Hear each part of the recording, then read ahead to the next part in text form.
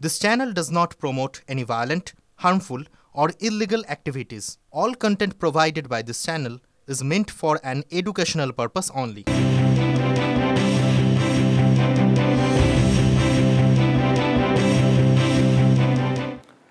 নমস্কার, দেখছেন টিভি9 বাংলা। আপনাদের সঙ্গে রয়েছি আমি শুভজিৎ মিত্র। শুরু করছি সন্ধ্যে সুপার প্রাইম টাইম। আমার সঙ্গে রয়েছেন দুজন সহকর্মী, শুভজিৎ দাস এবং মধুকল্পিতা। লাভলি খাতুনের কথা নিশ্চয়ই মনে আছে আপনাদের। মাত্র কয়েক মাস আগেই, 8-9 মাস আগের ঘটনা। বিতর্কিত সেই লাভলি খাতুন বাংলাদেশে অনুপ্রবেশকারী, কিন্তু তারপরেও তাকে তৃণমূল কংগ্রেস পঞ্চায়েত নির্বাচনে দাঁড় করিয়েছিল, পঞ্চায়েত প্রধান হয়েছিল। আর এবার এসআইআর আবহে আরও একটা নতুন বিতর্ক সেই লাভলি খাতুনকে নিয়েই। প্রমাণিত হয়ে গেছে তিনি বাংলাদেশে অনুপ্রবেশকারী, কিন্তু তারপরেও বিএলও অভিযোগ করছেন যে তৃণমূলের যিনি বিএলও 2 আছেন তিনি জোর করে চাপ দিয়ে এনুমারেশন ফর্ম ফিল আপ করেছেন। শুধু তাই নয়, সেটা আপলোডও করেছেন। টিভি9 বাংলার কাছে গুরুতর অভিযোগ করেছেন বিএলও।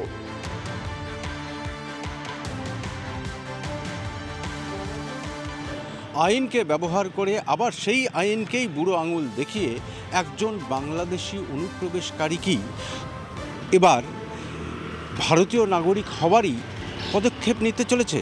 এখন এই প্রশ্নই উঠছে লাভলি খাতুনের ক্ষেত্রে, কারণ ইতিমধ্যেই নতুন করে লাভলি খাতুনেরকে নিয়ে বিতর্ক তুঙ্গে মালদা জেলাতে। বিরোধীরা তো ইতিমধ্যেই আইনি পদক্ষেপ গ্রহণ করার প্রস্তুতিও নিতে শুরু করে দিয়েছে। সরগরম রাজ্য রাজনীতিও। অন্যদিকে অস্বস্তিতে মালদা জেলা তৃণমূল। বারবার লাভলি খাতুনকে নিয়ে এই অস্বস্তি সামনে আসায় তাদের দলের মধ্যেও অন্দরেও এই নিয়ে বাগবিতণ্ডা চরমে, বিতর্ক তুঙ্গে। মালদা থেকে ক্যামেরায় মুজিবর শেখের সঙ্গে সুব্রতোষ, টিভি9 বাংলা। ওই বাড়ির আছে না, ভিআরপি আছে না পঞ্চায়েতের, ওকে এক্সট্রা দিয়েছে, বিএলএ দিয়েছে। ও কে হয় ও এই লাভলি খাতুনের? ভাসুর হয়। লাভলি খাতুনের ভাসুর হয়? ও ওই আপনাকে মানে বলেছে যে মানে আপনাকে বাধ্য করেছে, তাই তো? বাধ্য বলেছে, অনলাইন তো বসে করাইছে আমার বাড়িতে। ও আপনার বাড়ি? আমি তো ওই জন্য তো ঊর্ধ্বতম কর্তৃপক্ষের কাছে আমি চার্জ করেছি যে এটা ফেরত নিব না দিব না কি করবো। ধরা বলবে ফর্ম যখন এসছে তো দিয়ে দাও, তারপরে আমরা এখান থেকে পাঠাবো, ওখানে তো ভেরিফাই হবে।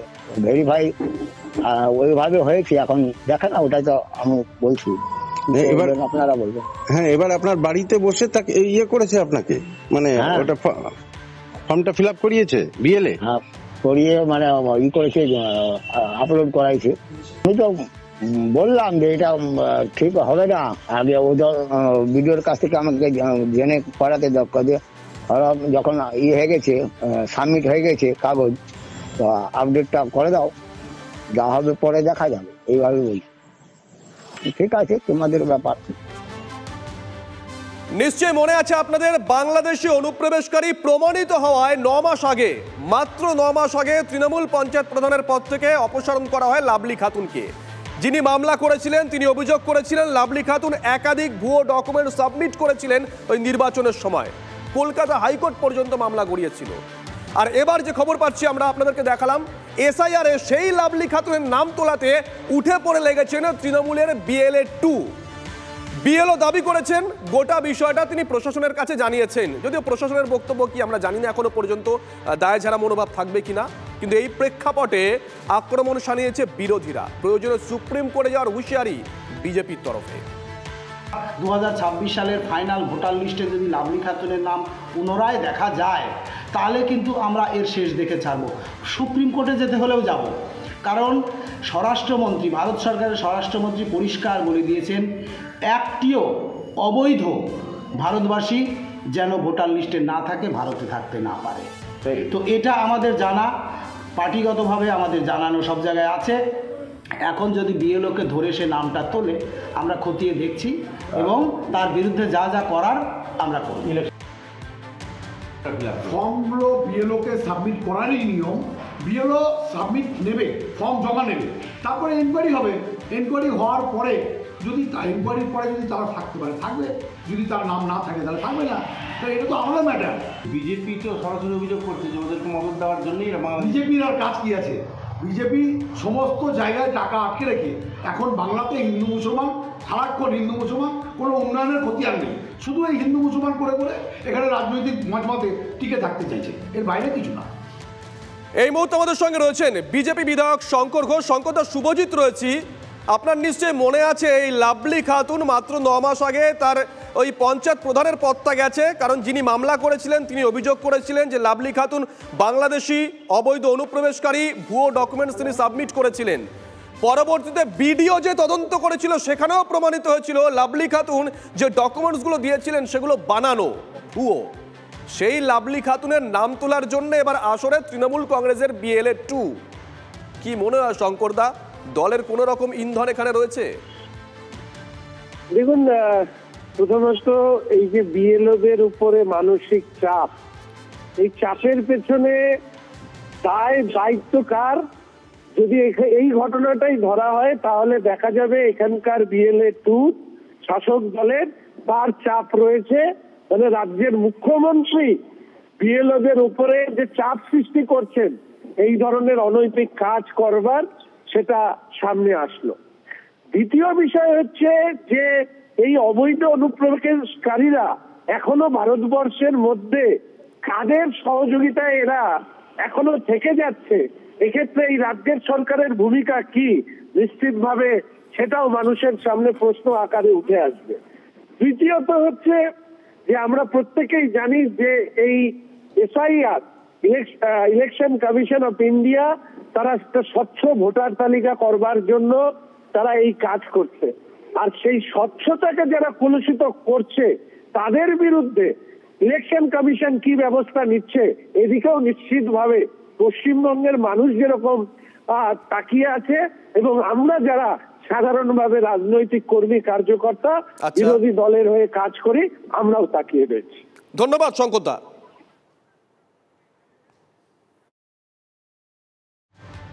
একই ঘটনা স্বরূপনগরে বিজেপির পঞ্চায়েত সদস্য যে বাংলাদেশের নাগরিক, তার ক্ষেত্রে যখন ঘটনা ঘটেছে তখন কি ভূমিকা ছিল নির্বাচন কমিশনের আমরা তো জানতে চাইছি। নির্বাচন কমিশন তো কোনো বক্তব্য দেয়নি। যে কোনো কিছুতে সমস্ত কিছুর সঙ্গে তৃণমূলকে জোর করে জড়িয়ে দিলে হবে না। নির্বাচন কমিশন আছে, তারা স্বচ্ছভাবে যা যা করার করুন।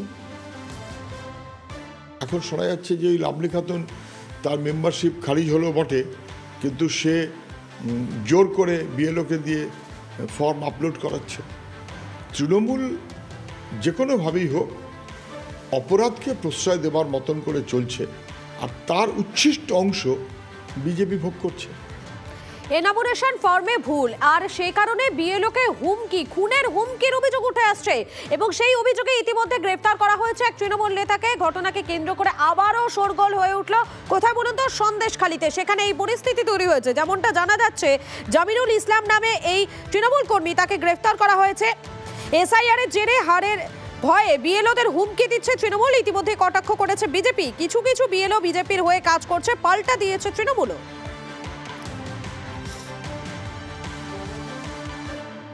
তুমি আমাদের জানাওনি কেন? তুমি কাটলে কেন? তোমার রেহাই দেবো? তুমি কি রেহাই পাবে? ঘর বাড়ি তোর সব ভাঙচুর করে তোর হাত পা কুচে দেবো আমি একদম। সে কেন কাটলি কেন? কাটলি কেন? কোথা থেকে কি করে সংশোধন কর, না তো তোর কালকে সকালে জয় করে দেবে, রাত্রির মধ্যে তো জয় করবা দিবে। তো রাত্রির মধ্যে তোর ঘর বাড়ি ভাঙচুর করে জয় করতে পারবি। ফোনে পার্টির কোনো ইয়ে হবে, উনি আমাকে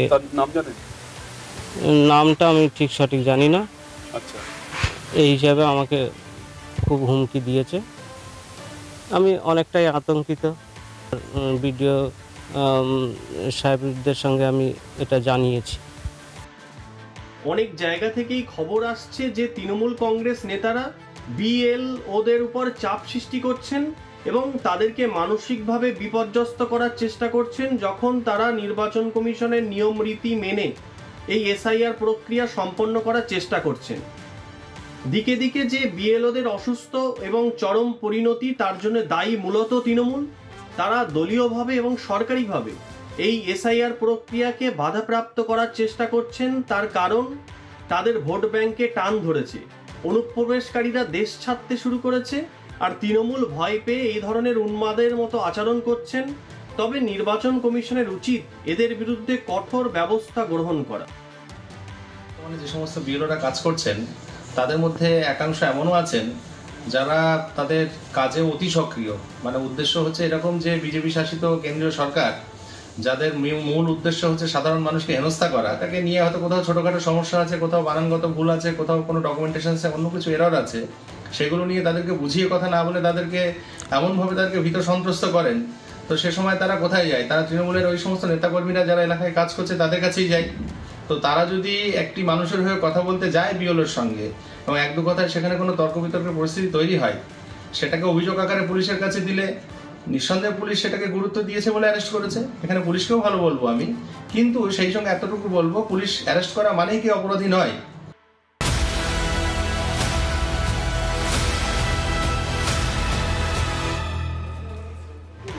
কাটোয়া হাসপাতালে ভর্তি আরও একজন বিএলও, তিনি অসুস্থ হয়ে পড়েন এবং তার পরিবারের তরফ থেকে যে অভিযোগ যে অত্যধিক কাজের চাপেই তিনি অসুস্থ হয়ে পড়েন। সুখদেব দাস তার নাম, যদিও মহকুমা শাসক তিনি বলছেন যে না, ওপর থেকে কোনো রকম চাপ তাকে দেওয়া হয়নি, কিন্তু নির্দিষ্ট একটা টার্গেট থাকে, সেই টার্গেট কিভাবে ফুলফিল করবেন এত কম সময়, সেই যাবতীয় বিষয় নিয়ে তিনি এক প্রকার অনিশ্চয়তার মধ্যে ছিলেন, তিনি চিন্তায় ছিলেন, সেই কারণে অসুস্থ হয়ে পড়েন বলে এই সুখদেব দাসের পরিবারের তরফ থেকে দাবি করা হচ্ছে।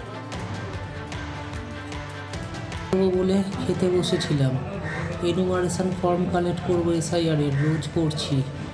হঠাৎ খেতে খেতে আমি চোখের সামনে অন্ধকার দেখতে লাগলাম আর হাত পা ঝিনঝিন হয়ে গেল, হাতে পায়ে কোনো জোর পাচ্ছিলাম না, আমি আর উঠে দাঁড়াবার ক্ষমতা হারালাম। আমি সঙ্গে সঙ্গে বললাম কিছু একটা ব্যবস্থা করো, ডাক্তারকে ডাকো, কারণ আমার প্রচণ্ড বুক ধড়ফড় করছে আর আমার প্রচণ্ড, আমি চোখের সামনে অন্ধকার দেখছি, প্রচণ্ড প্রেশার, আপনারা চিন্তা করতে পারবেন এই প্রেশার। আমি গত কয়েকদিন যাবৎ 14 থেকে 15 ঘন্টা করে পার ডে কাজ করছি, আর গত 2 থেকে 3 দিন যাবৎ 21 থেকে 22 ঘন্টা আমি ঘুমোতে পারি না, আমার নিজের ঘুম হয় না, প্রচণ্ড প্রেশারে সব সময় আতঙ্কে থাকি যে আমি টার্গেট ফুলফিল করতে পারবো না। আজ পর্যন্ত কোনো এরকম হার্ট সংক্রান্ত প্রবলেম বা বুক ধড়ফড় করা, বুকে কষ্ট, এই ধরনের কিচ্ছু কোনোদিন হয়নি। এই মানে আজ দিন 15 ধরে অমানসিক পরিশ্রম হচ্ছে আর কি, দিন রাত একটা বাড়িতে 5 বার 6 বার করে ঘুরছে যে ফর্মগুলো তাড়াতাড়ি, প্রেশার আসছে তো সমানে তো প্রেশার আসছে যে এত তাড়াতাড়ির মধ্যে ফর্ম কালেক্ট করুন, এত তারিখের মধ্যে জমা দিন, তাড়াতাড়ি ডিজিটালাইজ করুন, সমানে প্রেশার আসছে। কি করেছে প্রেশারটা যখন দেখালাম, প্রেশার প্রচণ্ড হাই হয়ে গেছিলো, ব্লাড হয়ে গেছিলো, আমরা পালস রেট খুব বেড়ে গেছিলো। শুধু কাটোয়া কেন, একই দিনে অসুস্থ হয়ে পড়েছেন আরও একজন বিএলও। রাজপুর সোনারপুর পৌরসভার 15 নম্বর ওয়ার্ডের বিএলও তনুশ্রী হালদার নাইয়া, তিনিও SIR এর কাজের চাপেই অসুস্থ হয়ে পড়েছেন বলে অভিযোগ। গতকাল এই SIR এর কাজ করার সময় জ্ঞান হারান এই বিএলও। কাজ করছি সারাদিন থেকে, সকাল থেকে সেই কাজ করে, রাত বাড়িতে এসে আবার রাত জেগে কাজ করে, এই জন্য প্রচণ্ড প্রেশার নিতে পারছিল না। কদিন বলছিল আমি পারবো না, কারণ নিজের উপর থেকে চাপ হয়ে যে কাজ কমপ্লিট করতে হবে, বাধ্য এইভাবে দিনের পর দিন চলছে। এমনিতে অসুস্থ, প্রেশার আপ ডাউন করে, আচ্ছা প্রচণ্ড প্রেশারে কি মানে কাজ করতে করতে ওখানে স্পেন্ড হয়ে। সকালে 9টায় বেরোনো হয়, আমরা বেরোই ওনাকে নিয়ে, এবার রাত 11টা অবধি ওনার ডিউটি, প্লাস রাত জেগে সারা রাত ভোর ওনাকে অনলাইনে পেপারগুলো সাবমিট করার জন্য ওনাকে চাপ দেওয়া হয়। তাই জন্য উনি আজকে প্রেশারটা মনে হয় নিতে পারেনি, তাই জন্য অসুস্থ। আমরা সুভাষগ্রাম হসপিটালে অ্যাডমিট নিয়ে গেছিলাম, তারপরে এখন বাড়িপুর হসপিটালে নিয়ে এসেছি, এখন ট্রিটমেন্ট চলছে। আর এবারে আপনাদের হাবড়ার মছলন্দপুরের সেখানকার এক খবর দেখাবো। সেখানেও এক বিএলও, তিনি কাজের চাপে নাকি অসুস্থ হয়ে পড়েছেন, অন্তত এমনটাই দাবি করা হচ্ছে। যেমনটা জানা যাচ্ছে, সুমন দাস নামে ওই বিএলওকে ইতিমধ্যে হাসপাতালে ভর্তি করানো হয়েছে। SIR এ কাজের চাপে অসুস্থ তিনি, দাবি পরিবারের। এই অনলাইন ফর্মটা যেটা আপলোড করতে হচ্ছে অনলাইন, সেটা সবাই আশা করি জানেন, ওই কাজটা এত ডিলে প্রসেস হচ্ছে যেটার জন্য ও খুব টেনশন করছিল। কিছুদিন ধরে ঘুমাচ্ছে না, খাচ্ছে না, টেনশনে শরীর খারাপ লাগছিল, বাড়িতে মনে হয়তো শুয়ে রয়েছে, বাড়ির লোকজন মনে করেছে যে রাত্রে ঘুমাচ্ছে না, রেস্ট নিচ্ছে, গায়ে হাত দিয়ে ডাকে, দেখে এরকম সেন্সলেস অবস্থায় পড়ে রয়েছে।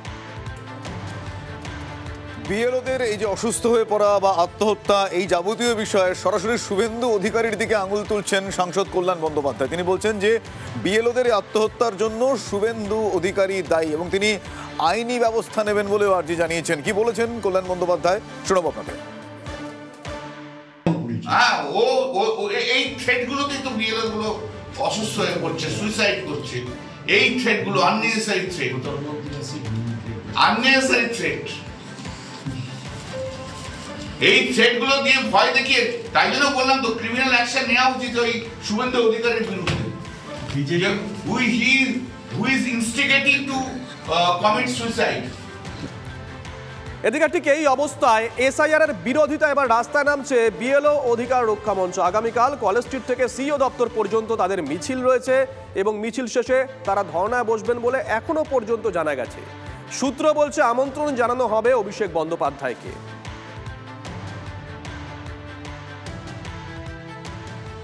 আমরা আগামীকাল বিএলওর অধিকার রক্ষা কমিটির ডাকে কলেজ স্ট্রিট থেকে ইলেকশন কমিশন অফ ইন্ডিয়ার যে দপ্তর সেই অভিযান ডাক দিয়েছি এবং এখানে আমরা লাগাতার ধর্ণা কর্মসূচি করব। গোটা রাজ্যে ইতিমধ্যে আপনারা জানেন যে বিজেপির মদতপুষ্ট নির্বাচন কমিশন যে তড়িঘড়ি পরিকল্পনাহীনভাবে এসআইআর চালু করেছে বাংলা সহ আরও বিভিন্ন রাজ্যে, তার ফলে একাধিক আমাদের সহকর্মী যারা অঙ্গনারী কর্মী, শিক্ষাকর্মী, মাস্টারমশাই, দিদিমণি, তারা অত্যন্ত যে নির্বাচন কমিশনের প্রেশার, সেই প্রেশারের ফলে আত্মহননের রাস্তা নিয়েছে এবং কেউ প্রতিদিন অসুস্থ হয়ে যাচ্ছে। 2002 যে ভোটার তালিকা, সেই ভোটার তালিকায় নাম নেই, সে কারণেই বিক্ষোভ দেখালেন কোচবিহারের বেশ কিছু এলাকার বাসিন্দারা। যেমনটা জানা যাচ্ছে এখনো পর্যন্ত কোচবিহারে সেখানে কালজানির অর্ধেকের বেশি মানুষের নাম 2002 যে তালিকা, সেই তালিকায় নেই। প্রশাসনকে বারবার জানিয়েও কোনো কাজ হয়নি বলে অভিযোগ। এবারে এসআইআরে ডি ভোটার হওয়ার আতঙ্কে বিক্ষোভ দেখাচ্ছেন গ্রামবাসীরা।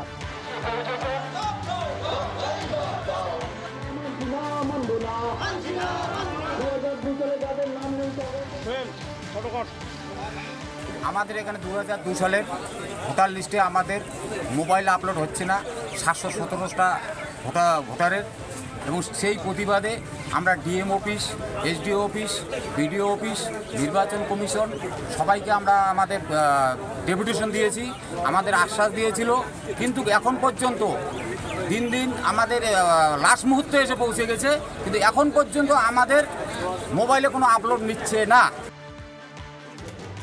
এসআইআর এর কাজ করতে গিয়ে, বিশেষত আপলোড করতে গিয়ে বিভিন্ন ডেটা সমস্যায় পড়তে হচ্ছে বিএলওদের, তার কারণ ইন্টারনেট সমস্যা। এই সমস্যার সমাধানের জন্য ইতিমধ্যেই টেলিকম সংস্থাগুলোর সঙ্গে নির্বাচন কমিশন তারা বৈঠকে বসবেন আগামীকাল, যাতে ইন্টারনেট পরিষেবা দ্রুত স্বাভাবিক করা যায়, ইন্টারনেট পরিষেবা বাড়ানো যায়, যাতে বিএলওদের কোনো রকম সমস্যা না হয়।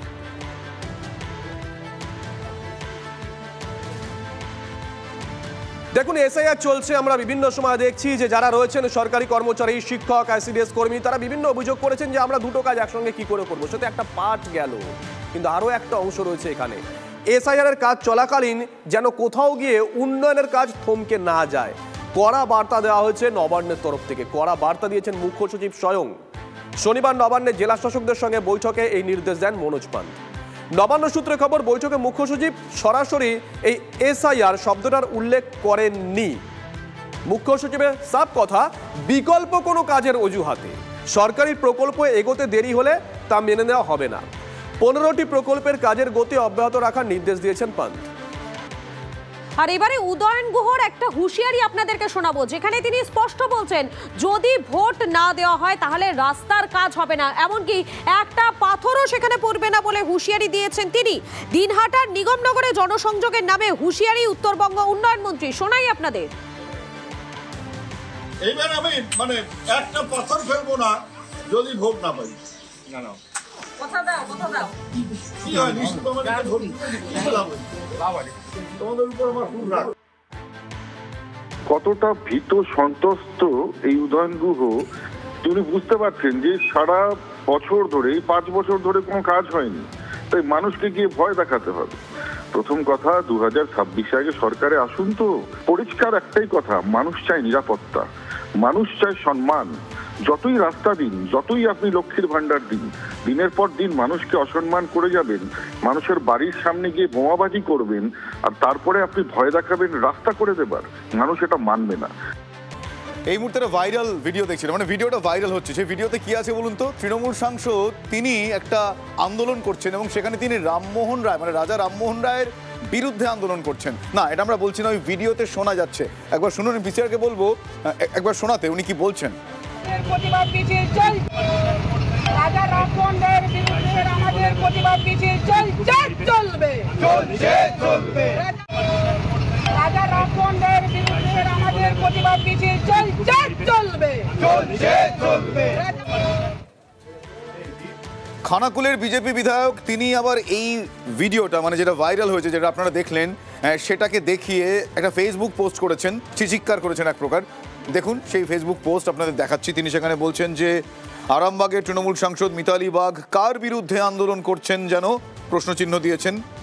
ছি তৃণমূল ছি এটা লিখেছেন। রামমোহন রায়কে আর কত নিচে নামাবে এই তৃণমূল, এটা তিনি তার ফেসবুক পোস্টে প্রশ্ন তুলেছেন।